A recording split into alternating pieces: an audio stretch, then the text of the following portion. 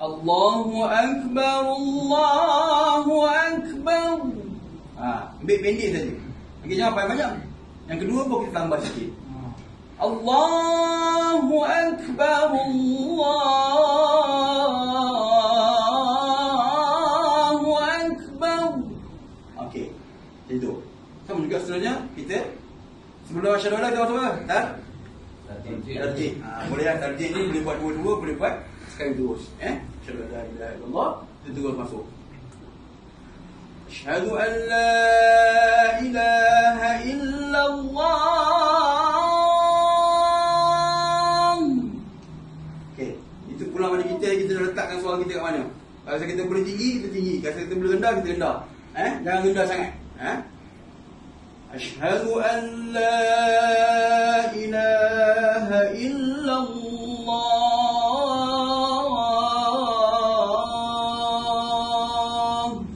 Okey. Asyhadu anna Muhammadar Rasulullah. Dah sikit lagi. Okey. Asyhadu anna Muhammadar Rasulullah.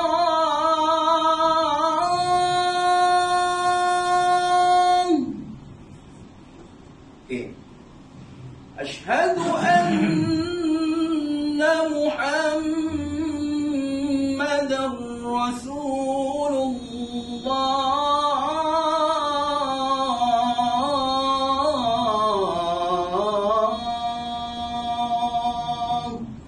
Okey. Masuk ayat solat. Betul. Hayya 'alas salat.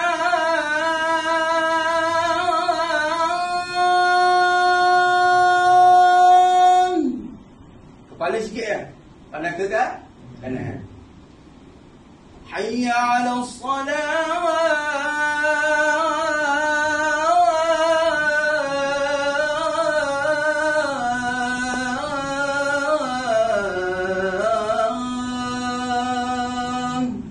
Berapa rakaat?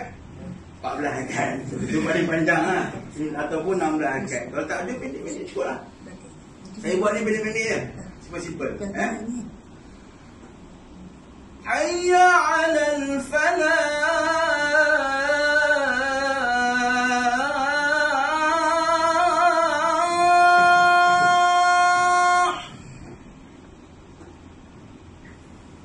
Hayya